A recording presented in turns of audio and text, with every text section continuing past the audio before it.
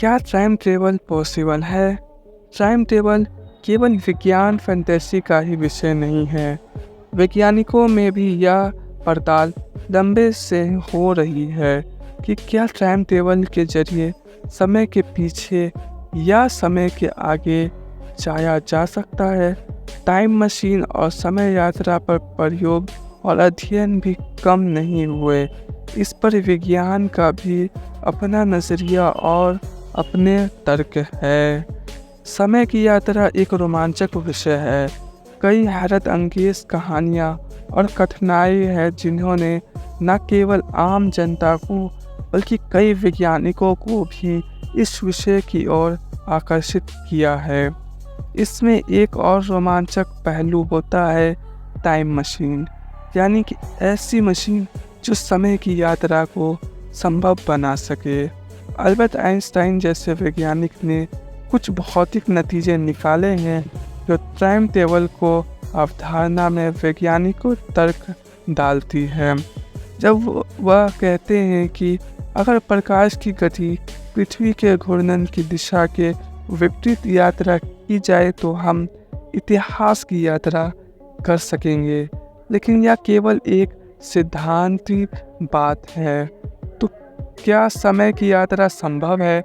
आइए जानते हैं कि इस पर क्या कहता है विज्ञान।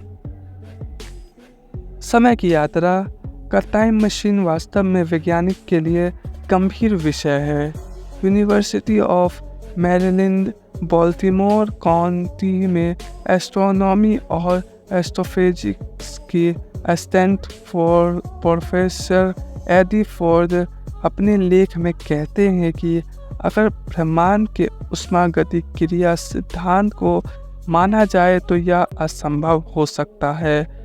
ऊष्मागतिकी का दूसरा सिद्धांत कहता है कि ब्रह्मांड में वस्तुएं समय के साथ या तो एक से है रहती है या फिर विकृत हो सकती है।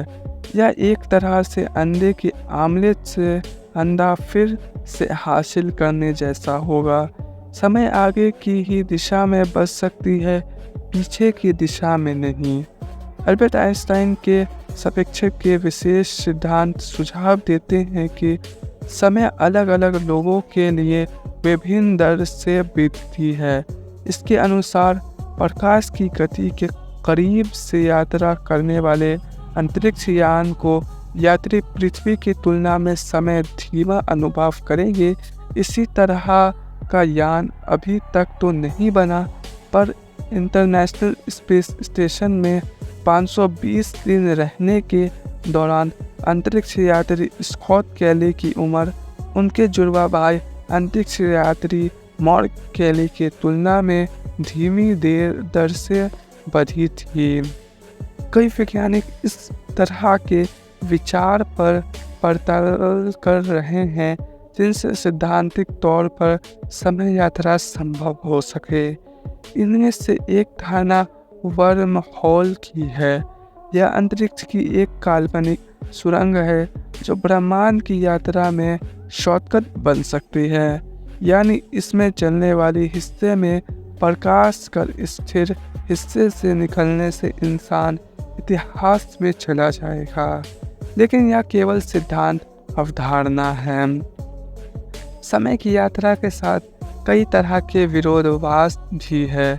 इसमें एक मशहूर ग्रैंडफादर पैराडॉक्स है, जिसमें एक काल्पनिक समस्या पैदा हो सकती है कि यदि कोई समय में पीछे जाए और अपने दादा दादी को मिलने से ही रोक दे तो वह तो पैदा ही नहीं हो सकेगा।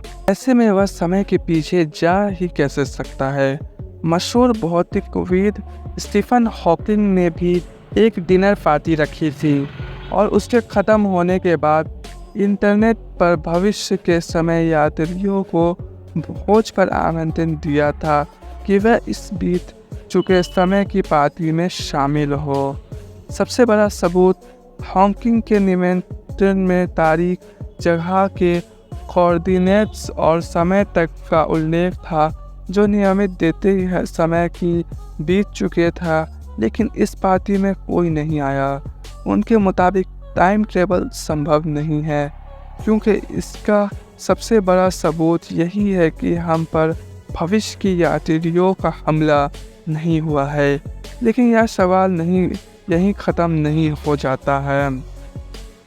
खगोलीय बौद्ध के पास शक्तिशाली टेलीस्कोप है, जिनका पास समय की यात्रा का खास तरीका है। वह ब्रह्मांड के इतिहास के उस हिस्से का अवलोकन कर सकते हैं जिनका प्रकाश लाखों करोड़ों साल बाद पृथ्वी तक पहुंचा रहा है। यहाँ तक कि हम जिन तारों के आकाश में देख पाते हैं उनमें से अधिकांश तो मर चुके हैं। यानी खगोलविद जिन गैलेक्सी को देख पा रहे हैं वे आज की नहीं बल्कि करोड़ों अरबों साल पुरानी है। नासा के जेम्स वेब स्पेस टेलीस्कोप ऐसी गैलेक्सी देख पा रही है जो बिग बैंग की शुरुआत में यानी करीब 13.7 अरब साल पहले बनी थी। वही हमारे पास निकट भविष्य में टाइम मशीन होने की कोई संभावना नहीं है। वैज्ञानिकों इस विषय पर नई विचार की पड़ताल तो कर रहे हैं, लेकिन फिलहाल तो यह विज्ञान फैंटेसी का ही विषय बना हुआ है।